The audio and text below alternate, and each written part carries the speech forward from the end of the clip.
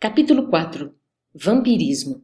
A sessão de desenvolvimento mediúnico, segundo deduzi da palestra entre os amigos encarnados, fora muito escassa em realizações para eles. Todavia, não se verificava o mesmo em nosso ambiente, onde se podia ver enorme satisfação em todas as fisionomias, a começar de Alexandre, que se mostrava jubiloso. Os trabalhos haviam tomado mais de 2 horas, e com efeito, embora me conservasse retraído, ponderando os ensinamentos da noite minúcia a minúcia, observei o esforço intenso despendido pelos servidores de nossa esfera. Muitos deles, em grande número, não somente assistiam os companheiros terrestres, senão também atendiam a longas filas de entidades sofredoras de nosso plano. Alexandre, um instrutor devotado, movimentara-se de 1000 modos e, tocando a tecla que mais me impressionara, no círculo de observações do nobre concerto de serviços, acentuou, satisfeito, em se reaproximando de mim. Graças ao Senhor, tivemos uma noite feliz. Muito trabalho contra o vampirismo. Oh, era o vampirismo a tese que me preocupava. Vira os mais estranhos bacilos de natureza psíquica, completamente desconhecidos na microbiologia mais avançada. Não guardavam a forma esférica das cocáceas, nem o tipo de bastonete das bacteriáceas diversas. Entretanto, formavam também colônias densas e terríveis. Reconhecera-lhes o ataque aos elementos vitais do corpo físico, atuando com maior potencial destrutivo sobre as células mais delicadas. Que significava aquele mundo novo? Que agentes seriam aqueles caracterizados por indefinível e pernicioso poder? Estariam todos os seres humanos sujeitos à sua influenciação? Não me contive. Expus ao orientador, francamente, minhas dúvidas e temores. Alexandre sorriu e considerou. Muito bem, muito bem. Você veio observar trabalhos de mediunidade e está procurando seu lugar de médico. É natural. Se estivesse especializado noutra profissão, teria identificado outros aspectos do assunto em análise. E, a encorajar-me, fraternalmente acrescentou. Você demonstra boa preparação diante da medicina espiritual que lhe aguarda os estudos. Depois de longa pausa, prosseguiu explicando. Sem nos referirmos aos morcegos sugadores, o vampiro, entre os seres humanos, é o fantasma dos mortos que se retira do sepulcro alta noite para alimentar-se do sangue dos vivos. Não sei quem é o autor de semelhante definição, mas no fundo não está errada. Apenas cumpre considerar que entre nós, vampiro é toda entidade ociosa que se vale indebitamente das possibilidades alheias e, em se tratando de vampiros que visitam os encarnados, é necessário reconhecer que eles atendem aos sinistros propósitos a qualquer hora, desde que encontrem guarida no estojo de carne dos seres humanos. Alexandre fez ligeiro intervalo na conversação, dando a entender que expusera a preliminar de mais sérios esclarecimentos e continuou. Você não ignora que no círculo das enfermidades terrestres, cada espécie de micróbio tem o seu ambiente preferido. O pneumococo aloja-se habitualmente nos pulmões. O bacilo de Eberts localiza-se nos intestinos, onde produz a febre tifoide. O bacilo de Klebsiella-Loeffler situa-se nas mucosas, onde provoca a difteria. Em condições especiais do organismo, proliferam os bacilos de Hansen ou de Koch. Acredita você que semelhantes formações microscópicas se circunscrevem à carne transitória? Não sabe que o macrocosmo está repleto de surpresas em suas formas variadas? No campo infinitesimal, as revelações obedecem à mesma ordem surpreendente. André, meu amigo, as doenças psíquicas são muito mais deploráveis. A patogênese da alma está dividida em quadros dolorosos. A cólera, a intemperança, os desvarios do sexo, as viciações de vários matizes, formam criações inferiores que afetam profundamente a vida íntima. Quase sempre o corpo doente assinala a mente enfermiça. A organização fisiológica, segundo conhecemos no campo de cogitações terrestres, não vai além do vaso de barro dentro do molde pré-existente do corpo espiritual. Atingido o molde em sua estrutura pelos golpes das vibrações inferiores, o vaso refletirá imediatamente. Compreendi onde o instrutor desejava chegar. Entretanto, as suas considerações relativas às novas expressões microbianas davam ensejo a certas indagações. Como encarar o problema das formações iniciais? Enquadrava-se a afecção psíquica no mesmo quadro sintomatológico que conhecera até então para as enfermidades orgânicas em geral? Haveria contágio de moléstias da alma? E seria razoável que assim fosse na esfera onde os fenômenos patológicos da carne não mais deveriam existir? Afirmara Virchow que o corpo humano é um país celular onde cada célula é um cidadão, constituindo a doença um atrito dos cidadãos, provocado pela invasão de elementos externos. De fato, a criatura humana, desde o berço, deve lutar contra diversas flagelações climáticas, entre venenos e bactérias de variadas origens. Como explicar agora o quadro novo que me defrontava os escassos conhecimentos? Não sopitei a curiosidade. Recorrendo à admirável experiência de Alexandre, perguntei: ouça, meu amigo, como se verificam os processos mórbidos de ascendência psíquica? Não resulta a afecção do assédio de forças exteriores? Em nosso domínio, como explicar a questão? É a viciação da personalidade espiritual que produz as criações vampirísticas ou estas que avassalam a alma, impondo-lhe certas enfermidades? Nesta última hipótese, poderíamos considerar a possibilidade do contágio? O orientador ouviu-me atencioso e esclareceu. Primeiramente, a semeadura, depois, a colheita. E tanto as sementes de trigo como de escarracho, encontrando terra propícia, produzirão a seu modo e na mesma pauta de multiplicação. Nessa resposta da natureza ao esforço do lavrador, temos simplesmente a lei.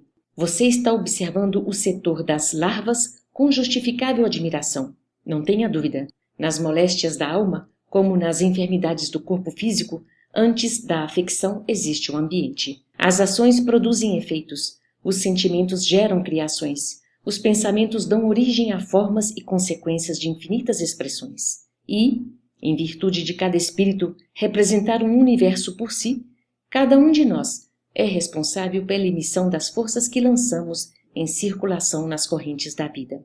A cólera, a desesperação, o ódio e o vício oferecem campo a perigosos germes psíquicos na esfera da alma. E, qual acontece no terreno das enfermidades do corpo, o contágio aqui é fato consumado, desde que a imprevidência ou a necessidade de luta estabeleça ambiente propício entre companheiros do mesmo nível. Naturalmente, no campo da matéria mais grosseira, essa lei funciona com violência, enquanto entre nós se desenvolve com as modificações naturais. Aliás, não pode ser de outro modo, mesmo porque você não ignora que muita gente cultiva a vocação para o abismo. Cada viciação particular da personalidade produz as formas sombrias que lhes são consequentes, e estas, como as plantas inferiores que se alastram no solo, por relaxamento do responsável, são extensivas às regiões próximas, onde não prevalece o espírito de vigilância e defesa. Evidenciando extrema prudência no exame dos fatos e prevenindo-me contra qualquer concepção menos digna no círculo de apreciações da obra divina, acrescentou: sei que a sua perplexidade é enorme. No entanto, você não pode esquecer a nossa condição de velhos reincidentes no abuso da lei. Desde o primeiro dia de razão na mente humana, a ideia de Deus criou princípios religiosos, sugerindo-nos as regras do bem viver. Contudo, à medida que se refinam conhecimentos intelectuais, parece que há menor respeito no ser humano para com as dádivas sagradas. Os pais terrestres, com raríssimas exceções, são as primeiras sentinelas viciadas agindo em prejuízo dos filhinhos. Comumente, aos 20 anos, em virtude da inércia dos vigias do lar, a mulher é uma boneca e o homem um manequim de futilidades doentias, muito mais interessados no serviço dos alfaiates que no esclarecimento dos professores. Alcançando o monte do casamento, muitas vezes são pessoas excessivamente ignorantes ou demasiadamente desviadas. Cumpre ainda reconhecer que nós mesmos, em todo o curso das experiências terrestres, na maioria das ocasiões, fomos campeões do endurecimento e da perversidade contra as nossas próprias forças vitais. Entre abusos do sexo e da alimentação, desde os anos mais tenros, nada mais fazíamos que desenvolver as tendências inferiores, cristalizando hábitos malignos. Seria, pois, de admirar tantas moléstias no corpo e degenerências psíquicas? O plano superior jamais nega recursos aos necessitados de toda a ordem, e valendo-se dos mínimos ensejos, auxilia os irmãos de humanidade na restauração de seus patrimônios, seja cooperando com a natureza ou inspirando a descoberta de novas fontes medicamentosas e reparadoras. Por nossa vez, em nos despojando dos fluidos mais grosseiros, através da morte física, à proporção que nos elevamos em compreensão e competência, transformamo-nos em auxiliares diretos das criaturas. Apesar disso, porém, o cipoal da ignorância é ainda muito espesso, e o vampirismo mantém considerável expressão, porque, se o Pai é sumamente misericordioso, é também infinitamente justo. Ninguém lhe confundirá os desígnios, e a morte do corpo quase sempre surpreende a alma em terrível condição parasitária. Desse modo, a promiscuidade entre os encarnados indiferentes à lei divina e os desencarnados que a ela têm sido indiferentes é muito grande na crosta da terra. Absolutamente sem preparo e tendo vivido muito mais de sensações animalizadas que de sentimentos e pensamentos puros, as criaturas humanas, além do túmulo, em muitíssimos casos, prosseguem imantadas aos ambientes domésticos que lhes alimentavam o campo emocional. Dolorosa ignorância prende-lhes os corações, repletos de particularismos, encarceradas no magnetismo terrestre, enganando a si próprias e fortificando suas antigas ilusões. Aos infelizes que caíram em semelhante condição de parasitismo, as larvas que você observou servem de alimento habitual. Deus meu! Exclamei sob forte espanto. Alexandre, porém, acrescentou: semelhantes larvas são portadoras de vigoroso magnetismo animal. Observando talvez que muitas e torturantes indagações se me entrechocavam no cérebro, o instrutor considerou: naturalmente que a fauna microbiana, em análise, não será servida em pratos. Bastará ao desencarnado agarrar-se aos companheiros de ignorância, ainda encarnados, qual erva daninha aos galhos das árvores, e sugar-lhes a substância vital. Não conseguia dissimular o assombro que me dominava. Por que tamanha estranheza? Perguntou o cuidadoso orientador. E nós outros, quando nas esferas da carne? Nossas mesas não se mantinham à custa das vísceras dos touros e das aves? A pretexto de buscar recursos proteicos, exterminávamos frangos e carneiros, leitões e cabritos incontáveis. Sugávamos os tecidos musculares, roíamos os ossos. Não contentes em matar os pobres seres que nos pediam roteiros de progresso e valores educativos para melhor atenderem à obra do Pai, dilatávamos os requintes da exploração milenária e infligíamos a muitos deles determinadas moléstias para que nos servissem ao paladar com a máxima eficiência. O suíno comum era localizado por nós em regime de ceva e o pobre animal, muita vez à custa de resíduos, devia criar para nosso uso certas reservas de gordura, até que se prostrasse de todo ao peso de banhas doentias e abundantes. Colocávamos gansos nas engordadeiras para que hipertrofiassem o fígado, de modo a obtermos pastas substanciosas destinadas a quitutes que ficaram famosos, despreocupados das faltas cometidas com a suposta vantagem de enriquecer os valores culinários. Em nada nos doía o quadro comovente das vacas-mães em direção ao matadouro para que nossas panelas transpirassem agradavelmente. Encarecíamos, com toda a responsabilidade da ciência, a necessidade de proteínas e gorduras diversas, mas esquecíamos que a nossa inteligência, tão fértil na descoberta de comodidade e conforto, teria recursos de encontrar novos elementos e meios de incentivar os suprimentos proteicos ao organismo, sem recorrer às indústrias da morte. Esquecíamos-nos de que o aumento dos laticínios para enriquecimento da alimentação constitui elevada tarefa, porque tempos virão para a humanidade terrestre em que o estábulo, como lar, será também sagrado. Contudo, meu amigo, propus-me a considerar a ideia de que muita gente na Terra vive à mercê de vampiros invisíveis é francamente desagradável e inquietante. E a proteção das esferas mais altas? E o amparo das entidades angélicas à amorosa defesa de nossos superiores? André, meu caro, falou Alexandre benevolente, devemos afirmar a verdade, embora contra nós mesmos. Em todos os setores da criação, Deus, nosso Pai, colocou os superiores e os inferiores para o trabalho de evolução, através da colaboração e do amor, da administração e da obediência. Atrever-nos-íamos a declarar, porventura, que fomos bons para os seres que nos eram inferiores? Não lhes devastávamos a vida, personificando diabólicas figuras em seus caminhos? Claro que não desejamos criar um princípio de falsa proteção aos irracionais, obrigados como nós outros a cooperar com a melhor parte de suas forças e possibilidades no engrandecimento e na harmonia da vida, nem sugerimos a perigosa conservação dos elementos reconhecidamente daninhos. Todavia, devemos esclarecer que no capítulo da indiferença para com a sorte dos animais, da qual participamos no quadro das atividades humanas, nenhum de nós poderia, em sã consciência, atirar a primeira pedra. Os seres inferiores e necessitados do planeta não nos encaram como superiores generosos e inteligentes, mas como verdugos cruéis.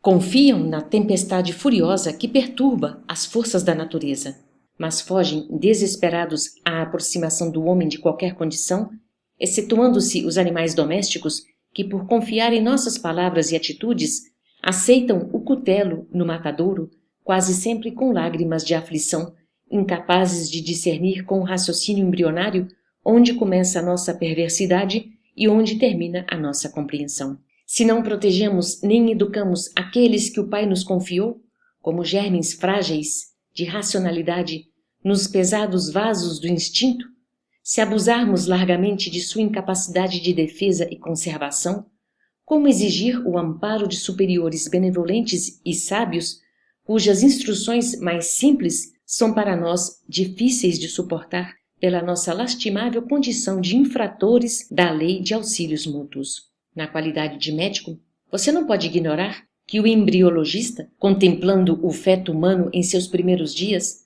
à distância do veículo natural, não poderá afirmar com certeza se tem sob os olhos o germe de um homem ou de um cavalo. O médico legista encontra dificuldades para determinar se a mancha de sangue encontrada eventualmente provém de um homem, de um cão ou de um macaco. O animal possui igualmente o sistema endócrino, suas reservas de hormônios, seus processos particulares de reprodução em cada espécie e, por isso mesmo, tem sido auxiliar precioso e fiel da ciência na descoberta dos mais eficientes serviços de cura das moléstias humanas, colaborando ativamente na defesa da civilização. Entretanto, interrompera-se o instrutor e, considerando a gravidade do assunto, perguntei com emoção: como solucionar tão dolorosos problemas? Os problemas são nossos, esclareceu o generoso amigo, tranquilamente. Não nos cabe condenar a ninguém. Abandonando as faixas de nosso primitivismo, devemos acordar a própria consciência para a responsabilidade coletiva. A missão do superior é a de amparar o inferior e educá-lo. E os nossos abusos para com a natureza estão cristalizados em todos os países há muitos séculos. Não podemos renovar os sistemas econômicos dos povos de um momento para o outro, nem substituir os hábitos arraigados e viciosos de alimentação imprópria de maneira repentina. Refletem eles, igualmente, nossos erros multimilenares. Mas, na qualidade de filhos endividados para com Deus e a natureza, devemos prosseguir no trabalho educativo, acordando os companheiros encarnados, mais experientes e esclarecidos, para a nova era em que os seres humanos cultivarão o solo da terra por amor e utilizar-se-ão dos animais com espírito de respeito, educação e entendimento. Depois de ligeiro intervalo, o instrutor observou: semelhante realização é de importância essencial na vida humana, porque, sem amor para com os nossos inferiores, não podemos aguardar a proteção dos superiores. Sem respeito para com os outros, não devemos esperar o respeito alheio. Se temos sido vampiros insaciáveis dos seres frágeis que nos cercam, entre as formas terrenas, abusando de nosso poder racional ante a fraqueza da inteligência deles, não é demais que, por força da animalidade, que conserva desveladamente, venha a cair a maioria das criaturas em situações enfermiças pelo vampirismo das entidades que lhes são afins na esfera invisível. Os esclarecimentos de Alexandre, ministrados sem presunção e sem crítica, penetravam-me fundo. Algo de novo despertava-me o ser. Era o espírito de veneração por todas as coisas, o reconhecimento efetivo do paternal poder do Senhor do Universo. O delicado orientador interrompeu-me o transporte de íntima adoração ao Pai, acentuando, segundo observa O legítimo desenvolvimento mediúnico é problema de ascensão espiritual dos candidatos às percepções sublimes. Entretanto, André, não importa que os nossos amigos ansiosos pelos altos valores psíquicos tenham vindo até aqui sem a devida preparação. Embora incipientes no assunto, lucraram muitíssimo porque foram auxiliados contra o vampirismo venenoso e destruidor. Surpreendeu-se você com as larvas que lhes avassalam as energias espirituais. Agora verá as entidades exploradoras que permanecem fora do recinto, esperando-lhes o regresso. Lá fora? Perguntei alarmado. Sim, respondeu Alexandre. Se os nossos irmãos conseguissem de fato estabelecer sobre si mesmos os desejáveis golpes de disciplina, muito ganhariam em força contra a influenciação dos infelizes que os seguem. Lamentavelmente, no entanto, são raros os que mantêm a necessária resolução no terreno da aplicação viva da luz que recebem. A maioria, rompido nosso círculo magnético, organizado no curso de cada reunião, esquece as bênçãos recebidas e volta-se novamente para as mesmas condições deploráveis de horas antes, subjugada pelos vampiros renitentes e cruéis. Oh, que lições! Exclamei. Notando que os nossos amigos encarnados se dispunham a sair, o instrutor convidou: venha comigo à via pública e observe por si mesmo.